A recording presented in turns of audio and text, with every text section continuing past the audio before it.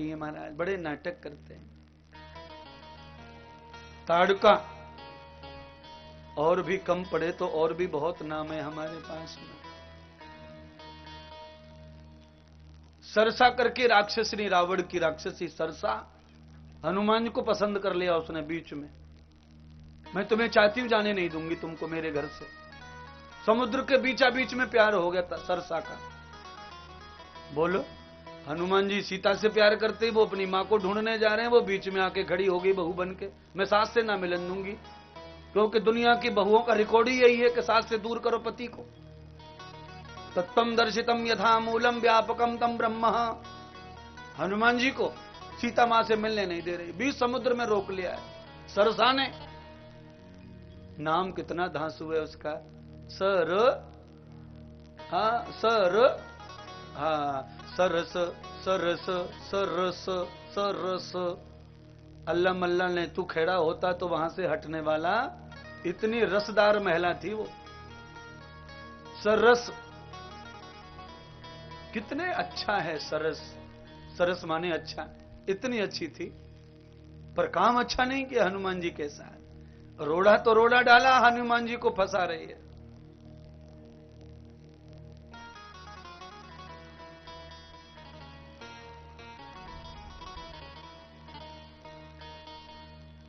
बहुत है महाराज ऐसे भगत, नकली। सामने आएंगे तो भक्ति बताएंगे, समर्पण कुछ नहीं। तम पुरुषम गति भूत्वायाम, आनंद आएगा। भगवती माता लक्ष्मी का आज ऐसा प्रोग्राम बिगड़ गया कि प्यास ने परेशान कर दिया। रथ कोई छोटा मोटा तो होगा नहीं, कच्चा रास्ता, रथ खींचना, ऊपर से बाबा बैठा है, वो भी दुर्वासा ऋषि, जिसके क्रोध में ही हिमालय की बराबर वजन है, जिसको तनक भी शांति है नहीं, सरलता है ही नहीं, और चाहे भगवान क्यों ना हो पर उसे तनक भी सहन होता नहीं। ऐसे गुरु दुर्वासा ऋषि। प्यास लगे तो क्या करे बेचारी। नई बहू को बड़ा टेंशन है। नई बहू जो अपने घर पहले दिन आती है ब्याह करके, प्यासी मर रही हो तो भी अपने आप पानी नहीं ले सकती बेचारी। प्यासी मर रही है पर पानी खुद से ले नहीं सकती, टेंशन। गिलास लिया, पानी ले लिया, गटक गटक पी लिया तो क्या कहेंगे, चाची काकू पाकू ये सास बास बैठी है, लपड़े हो जाएंगे। तो 5-7 दिन तक वो नियम पालती है चुपचाप रहने का। सास कहती है बेटी भाभी को भोजन दे दे, भाभी को नहाने के लिए बोल दे, भाभी को फलाना कर दे। 7 दिन तक। 7 दिन के बाद उसका भाई आ जाता लेने, चली जाती अपने मायके। मायके में जाके ससुराल के 7 दिन में सारे पन्ने सुना दिए उसने, ऐसी सास है, ऐसा ससुर है, ऐसे देवर है, फलाना फलाना ऐसा है, सारा ऑडिट कर दिया। और ऑडिट कर से उधर जो बैठी है लड़की की माँ, वो सीए समझो, वो साइन मारती है सब पे, ऑडिट पे। फिर वो बताती है इसके साथ ऐसा करना, इसके साथ ऐसा करना, इसके साथ ऐसा करना, इसके साथ ऐसा करना। सास के बारे में बताया। सास तो अच्छी है पर दादी सास के बारे में बड़ी गड़बड़ बात है। क्या?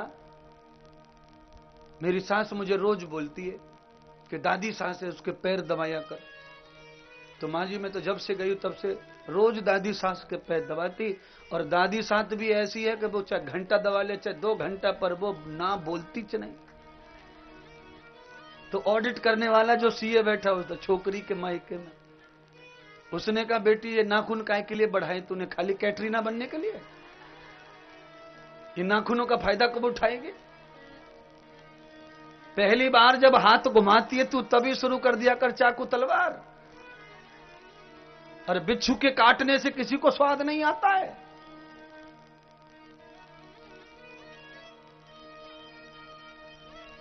ये तो मजाक है महाराज, पर समाज में यही हो रहा है कलयुग में। बेटी को कोई ऐसी शिक्षा देवे, तू मेरी सुनती थी तो सास की भी सुन, वो भी तो मां है। पिता कहे कि तू मेरी रोज सुनती है तो उसकी भी सुन, वो ससुर है। बड़े भैया को तूने कभी जवाब नहीं दिया तो तेरा पति भी तो बड़ा ही माना जाता है, उसको भी जवाब क्यों? तम पुरुषम गति भूत्वायाम यथा मूल समर्पित। यही अच्छी शिक्षा है बेटी के लिए, बहू बनाना है तो। लक्ष्मी को, रुक्मिणी माता को संस्कार उचित नहीं मिले, क्योंकि उस समय संस्कार थे ही नहीं। काम देश में, काम देश को, ये नागपुर आदि जो क्षेत्र है ये काम देश है। यहां पर पहले कामी राक्षस लोग रहते थे। शिशुपाल, दंत वक्र, इनके साथ में दोस्ती थी रुक्मिणी के भाइयों की, तो कैसे लोग होंगे आप ये अंदाजा लगाओ।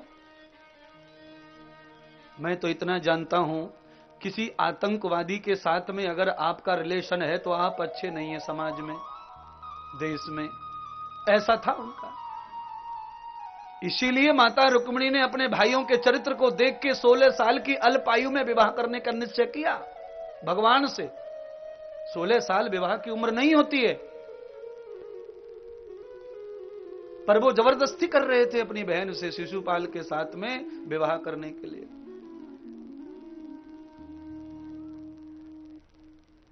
आज माता रुक्मिणी ने पानी मांगा, भगवान ने जैसे अंगूठा धरती में दबाया, पानी की गंगा प्रकट हो गई। माता लक्ष्मी ने पानी को अंजलि बनाकर दोनों हाथों से अपने पेट में धारण कर लिया, प्यास बुझाई। उसी समय दुर्वासा ऋषि ने देखा कि आज इस कन्या ने मेरा अपमान किया है, श्राप दे दिया उसे कि तू कभी भी भगवान द्वारिका नाथ के साथ में तेरी पूजा नहीं होगी और तुझे कृष्ण के बराबर में खड़ा करके कोई प्रणाम करने वाला नहीं। अब तो रुक्मिणी रोवे, श्राप बहुत ही गलत लग गया। एक तो भाग्य से ऐसा पति मिला कि दुनिया में दूसरा कोई है ही नहीं, और मिला भी तो किस काम का, अब दूर ही रहना पड़ेगा। रोवे, पति के चरणों में गिर पड़ी, गलती हो गई, माफी दिलवा गुरुजी से। भगवान द्वारिकाधीश ने गुरुदेव को मनाया और दुर्वासा ऋषि से रुक्मिणी की पहली गलती है ऐसा कहकर माफ कर दे प्रभु, नहीं माफ करते हैं तो पाप जो किया है गुरु के अपमान का, उसे प्रायश्चित करने का मार्ग बताएं। तो दुर्वासा ऋषि ने कहा, 11 बरस द्वारका के महल के सामने बैठ करके निर्जल होकर के भजन करो, पति को बिना देखे निराकार भगवान का ध्यान करो, तब तुम्हें साकार भगवान होंगे 11 साल के बाद। जब तक तनक भी पाप है आदमी का, एक भी पाप है, तब तक भगवान का भजन कितना भी बड़ा क्यों ना हो, परमात्मा साकार होने वाले नहीं। रुक्मिणी ने 11 साल भजन किया, पानी छोड़ दिया, जिस पानी से आग लगी वही छोड़ा। राजा परीक्षित ने भी पानी ही छोड़ा था कथा सुनने के लिए, क्योंकि पानी की वजह से श्राप लगा। ये पानी बहुत खतरनाक है श्रोता लोगों। तुम क्या बीच बीच में पंप पे भरवाते रहते हो पेट्रोल, हैं? बार बार घूंट मारते रहते पानी में, क्यों भाई? ज्यादा नहीं तो ये 7 दिन भागवत के लहसुन नहीं खाएं, प्याज न खाएं तो क्या फर्क पड़ रहा है? छुका हुआ प्याज और छुका हुआ लहसुन पानी की मात्रा की भूख प्यास बढ़ाता है। इसलिए 7 दिन जब हम अनुष्ठान यज्ञ पूजा में बैठें तो आहार पर कंट्रोल रखें। आप जितना कम खाएंगे उतनी देर मजा लूट सकते, कथा का आनंद ले सकते, गा सकते, बजा सकते। पेट भर के खाएंगे तो कथा सुनते सुनते डकार आएंगी, कुछ नीचे से कुछ ऊपर से हवा निकलती रहेगी, तो क्या कथा सुन रहे फिर है? पूरी कथा को अशुद्ध कर रहे और अड़ोसी पड़ोसियों को परेशान कर रहे।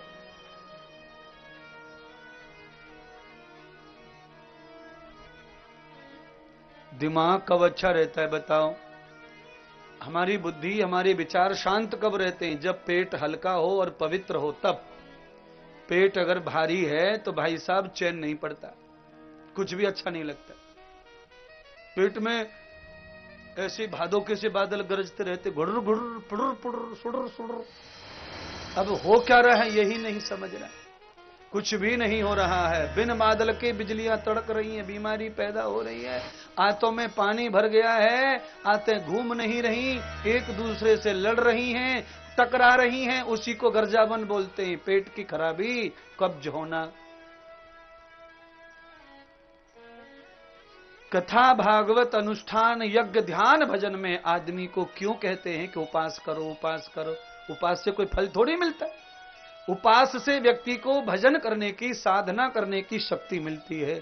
शरीर पवित्र होता है उपास करने से, शरीर पवित्र हो जाता है, बुद्धि लग जाती है भगवान में।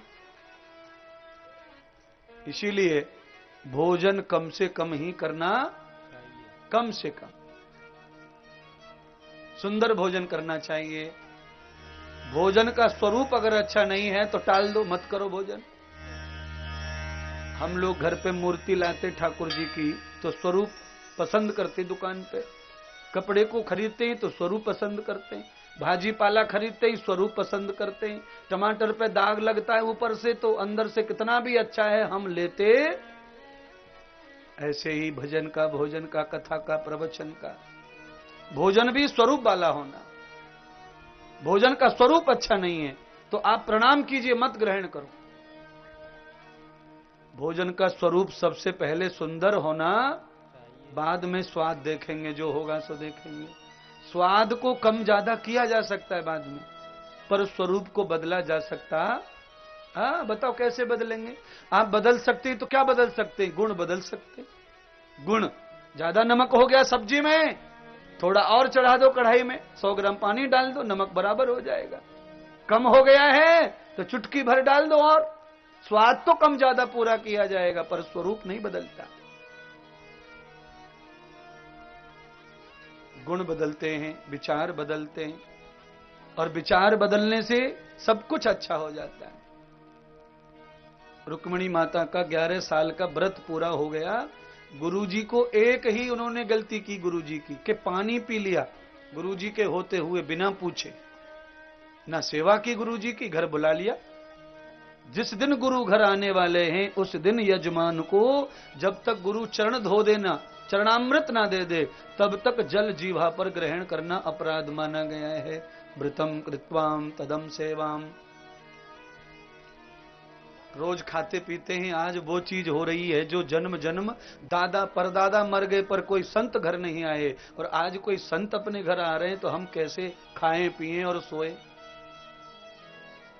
तरस जाएं उनके लिए, तरस जाएं उनकी याद में, उनके इंतजार में खाना पीना सब भूल जाएं। किसने किया ऐसा? गोपियों ने किया, हमने किया, हमने भी किया।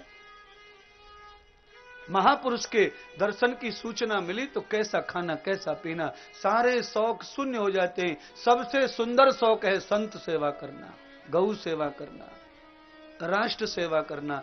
इससे बढ़िया शौक दुनिया में कुछ नहीं है। बड़ा नाम होता है, बड़ा काम बनता है, बड़ी पहचान बनती है, बड़ा प्रेम मिलता है, सभी लोग चाहने लगते। परमात्मा भी यहां भी वाह वाह है, वहां भी वाह वाह है। इसे दुनिया में चाहत मिलती है, भगवान भी उसे चाहते हैं।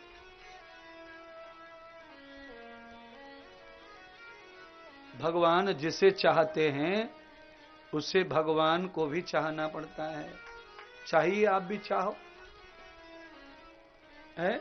आप कैसे चाहते भगवान को? स्वार्थ के लिए, मतलब के लिए। भगवान कैसे चाहते हैं आपको? अपने लिए, ये मेरा है इसलिए भगवान चाहते हैं। पर आपने कभी भगवान के साथ ऐसा नहीं किया कि मेरा है भगवान, मैं इसलिए चाह रही हूं।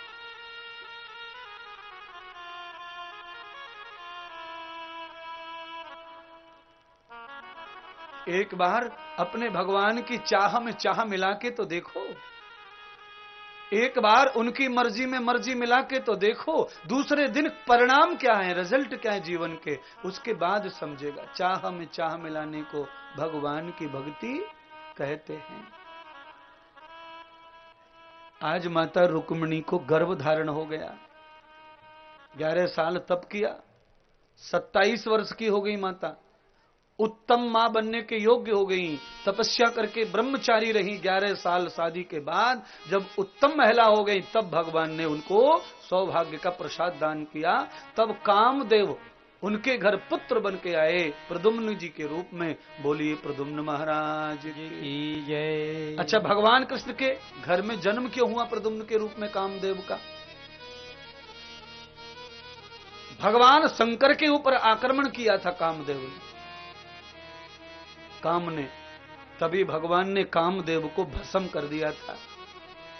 अब उनकी पत्नी जो थी कामदेव की रति, वो विधवा हो गई और रोने लगी। मैंने क्या बिगाड़ा था आपका? आपने पति मार दिया, उसका कल्याण अब कैसे होगा? वो तो बदनाम हो गया। मैं कहां जाऊं, मैं कैसे करूं? तो कहते हैं अपने पति के कल्याण के लिए माता रति ने 100 वर्षों तक तप किया भगवान शिव जी का। अद्भुत बात है। हमारे पति को कोई मार दे तो हम उसे बिना थाने बिना जेल भेजे मानेंगे? रति ने जिसने मारा उसी का भजन कर रही है। तब भगवान प्रसन्न हुए, तब भगवान ने रति को आशीर्वाद दिया कि तेरे पति का जन्म होगा, मेरे प्रभु हरि के घर में परमात्मा कृष्ण अवतार लेंगे तो माता लक्ष्मी के गर्भ से तेरे पति पैदा होके आएंगे, उनके पुत्र बनकर, और तेरा जन्म होगा संभरासुर के यहां, राक्षस के घर में। तेरा जो पिता है वो विष्णु का दुश्मन है, तो वो भगवान को तो नहीं कुछ कहेगा क्योंकि भगवान से डर लगता है, तो भगवान से बदला लेने के लिए वो भगवान के बेटे को हरण करके ले जाएगा, अपहरण करके, और जहां तेरा जन्म कन्या के रूप में होगा वहीं तेरा पति भी आ जाएगा चोरी होकर के, और एक दिन भगवान उसे मार देंगे, तेरा पति तुझे प्राप्त हो जाएगा। ऐसा भगवान को वरदान प्राप्त दिया शिव जी ने। तो भैया भगवान की भक्ति हर तरह से अच्छी है। अपने को मार भी देवे भगवान तो फायदा, अगले जन्म में कहीं अच्छी जगह। भगवान के भरोसे जिए तो भैया फायदा फायदा, जी के मर के।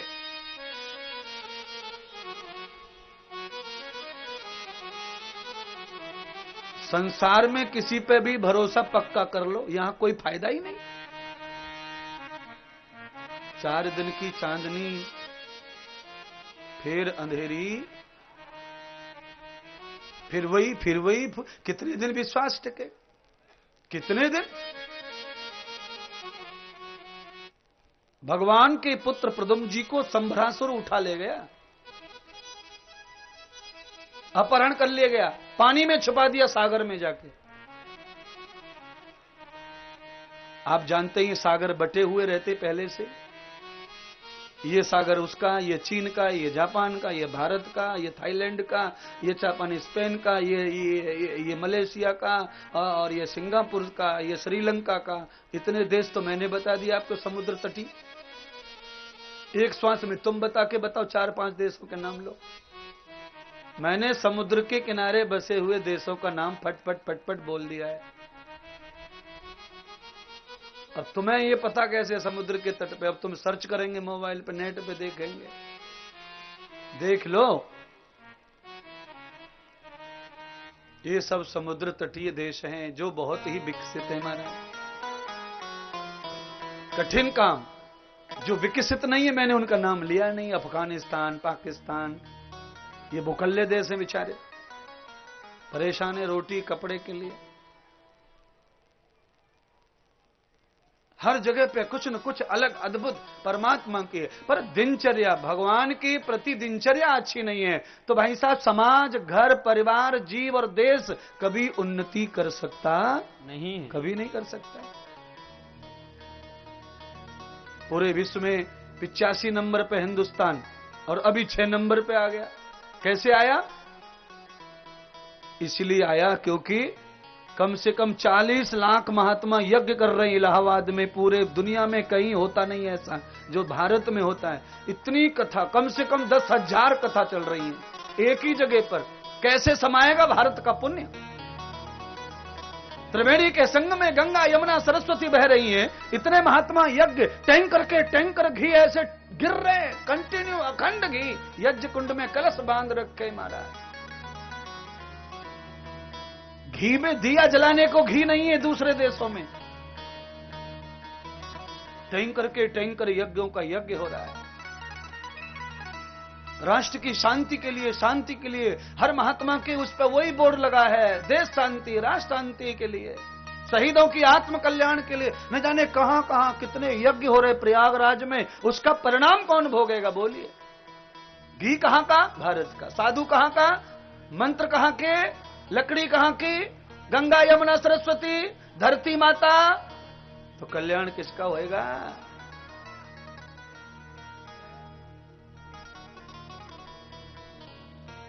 उसका ही प्रभाव है कि हम लोग थोड़े बहुत अच्छे खुशी पुशी रह रहे महाराज। ये तो भला करो, यहां वहां कहां कहां कोने काने में कथा भागवत यज्ञ होते रहते हैं।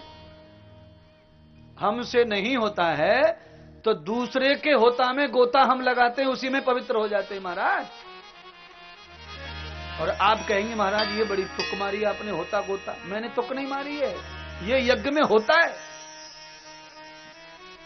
यज्ञ में 5 होते हैं, एक होता, एक उद्गाता, एक अधर्यु, यजमान, पुरोहित जिसे बोलते हैं, यजमान, पंडित जी और ब्रह्मा। 5 लोग संभालते हैं यज्ञ को, पंच परमेश्वर। पंडित जी मंत्र बोल रहा है पुरोहित से। उद्गाता होता क्या कर रहे हैं, होता पूर्ति कर रहे हैं, लकड़ी ला रहे हैं, सामग्री ला रहे हैं, मंत्र बोलने वाले को डिस्टर्ब ना हो, वही मंत्र बोले, वही सामग्री का बोले, वही लकड़ी का बोले, वही कंडी का बोले, अग्नि जलाओ, अब लकड़ी तो यज्ञ का प्रसाद, यज्ञ का प्रभाव कम पड़ता है। यज्ञ का प्रभाव कम ना पड़े उसके लिए 4-5 पंडित जी होना। सबको आसन दे दो और सबका संकल्प कर दो, आप होता है, आप पुरोहित हैं, आप उद्गाता हैं, आप अधर्यु हैं, आप ब्रह्मा हैं, बैठो शांति से ऊपर, और आप हमारे यजमान हैं। माना है ब्रह्मा का काम है सबका निरीक्षण करना। कहीं हवन करते करते पंडित जी पानी तो नहीं पी रहा, कहीं फोन पे बात तो नहीं कर रहा, ये ब्रह्मा जी का काम है। पंडित जी क्या करते हैं, ओम अग्ने स्वाहा, हेलो, हाँ ठीक है 11 बजे पहुंच जाऊंगा, ओम प्रजापते स्वाहा। अरे कितनी बार कह दिया ना 11 बजे आ रहा हूं, ओम, ये है ले। अब काय का हवन और काय का स्वाद। ब्रह्मा नहीं है, कोई उनके ऊपर नहीं है बोलने वाला, इसलिए सब उनका ही चल रहा है। यज्ञ सफल करने के लिए कितने होना,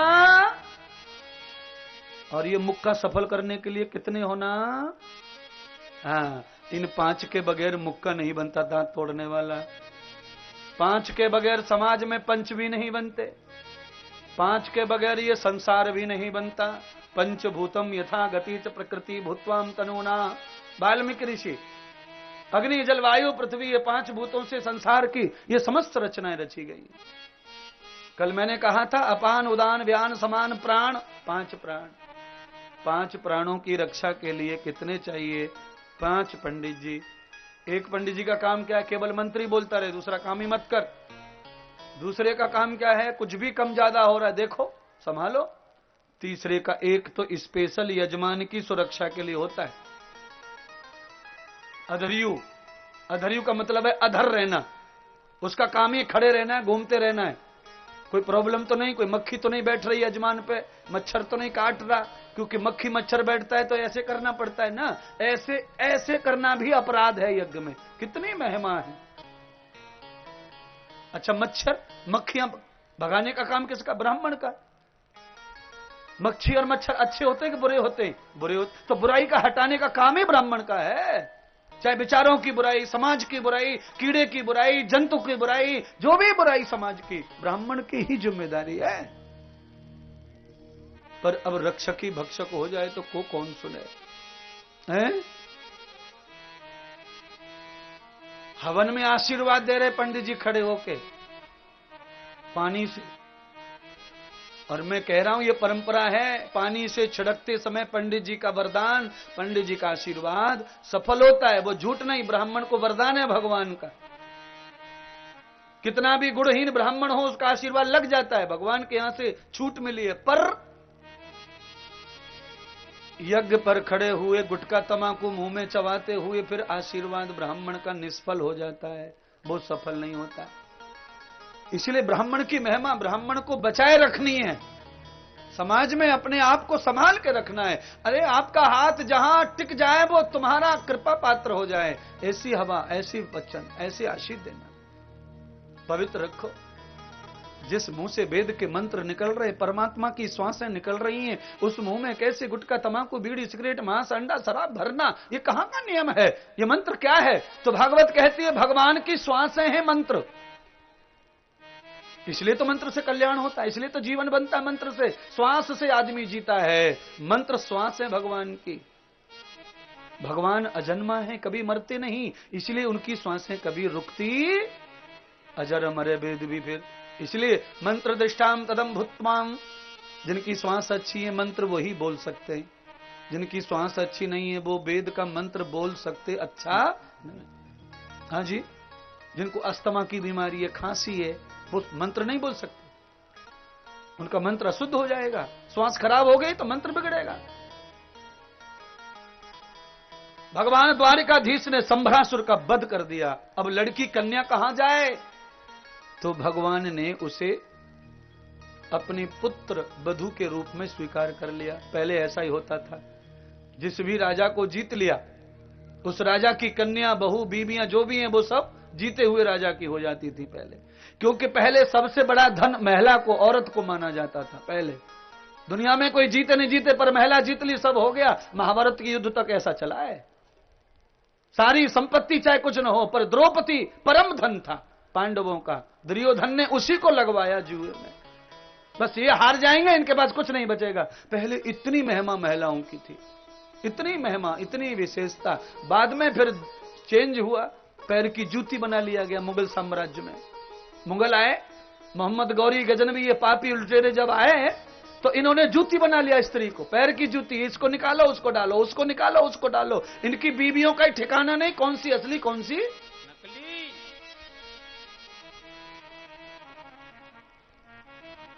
दो प्रकार के मुसलमान हैं दुनिया में। एक वो मुसलमान है जो बाबर गौरी गजनवी की कुटित संतान है, गंदे खून की औलाद है। और एक वो है जो आर्यों के, जो सनातन धर्म से बिछड़े हुए प्राणी हैं। खो गए कुंभ के मेले में, कोई बाबा बन गया, कोई चोर बन गया। ऐसे ही हिंदू धर्म का बंटवारा हो गया चारों तरफ। खो गया है भ्रम में, धर्म में, लालच में। कोई हिंदू बन गया, कोई जैन बन गया, कोई सिख बन गया, कोई बौद्ध बन गया। चारों तरफ से सब, ये सब इसीलिए तो बोलते हिंदू मुस्लिम सिख ईसाई ये सब हैं आपस में भाई। अच्छा, क्यों बोलते? किसी भी हिंदू मुसलमान के इतिहास को पढ़ के देख लो, 3000 वर्ष पहले किसी का बाप एक नहीं था। सब सारे के सारे सनातनी थे, सारे के सारे आर्य थे। सब हिंदुओं का ही तो वर्ग है। फिर कैसी ईर्षा, कैसी दुश्मनी। पर क्या करें, मोहम्मद गौरी गजनवी ने आके ऐसी संस्कृति, आग, ऐसा विष फैलाया कि मुसलमानों को बिल्कुल अलग कर दिया सिस्टम से, धर्म से, सोचने से, मजबूर, हिंसक। पर बहुत सारे हमारे मुसलमानों में, बहुत सारे लोगों में इंसानियत, बहुत सारे लोगों में पुराने इतिहास, पूरी जिंदगी, पूर्वजों की बातें जिनके दिमाग में घूमती हैं, जो संस्कार जन्म जन्मों के लेके बार बार पैदा होते रहते हैं, वो महापुरुष ही रहते, वो दिव्य पुरुष रहते हैं। उनमें जाति धर्म का कोई भेद होता नहीं। फिर क्या कमी है भाई साहब, बोलिए क्या कमी है? कितने अच्छे लोग दुनिया में रहते हैं, कितने अच्छे लोग, कितने अच्छे लोग हैं। ऐसा रोज स्तुति, रोज आनंद लगता है। आपने देखा हमारे बीच में अभी जो माइक पे रोज बोलते वो आमिर खान है। उनका जन्म मुसलमान घर का है, पर आप उन्हें देखकर उनकी व्यवहार, उनकी शैली, आप बता ही नहीं सकते कि वो व्यक्ति कौन सी जाति का है। सर्वत्वाम धर्म सिद्धिम, जो वास्तव में है उसी पर टिकना है। जन्म हमारे हाथ में नहीं है। नहीं तो मैं चैलेंज कर रहा हूं, हमारे हाथ में जन्म होवे तो ये सारे विश्व की दुनिया, सारी दुनिया हिंदू बनना ही चाहेगी, सारी दुनिया श्रेष्ठ बनना चाहेगी, हिंदुस्तान चाहेगी। पर जन्म तो भगवान के हाथ में है। हम क्या करें, उसने हमें इस धर्म में, उस धर्म में, इस घर में, उस घर में पैदा कर दिया। हमारा भाग्य हो सकता है पर हमारे हाथ में कुछ भी। क्यों पैदा होंगे मेरे गहरे नत्थु के घर है? जिनके घर जाना पसंद नहीं, उनके घर बेटा बन के आ जा रहे भाग्य की वजह से। तो ये जाति धर्म तो भाई साहब ऐसे तुच्छ मामला है, ये कुछ नहीं है। बड़ी हानि पहुंची देश को, तुम्हारी संस्कृति को।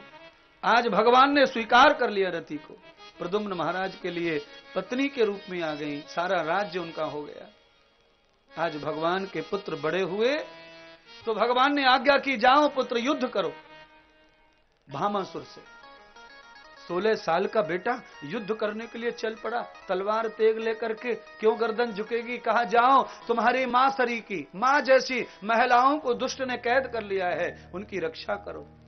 16 साल के बेटे को कहा, दुनिया में जितनी माएं औरतें हैं सब तुम्हारी माएं। अब लोग के खेल खत्म ही हो गए। पूरे जगत की महिला मां हो गई तो खेल खत्म ही हो गया। सवाल ही नहीं है अब कोई दूसरी चीज पैदा हो।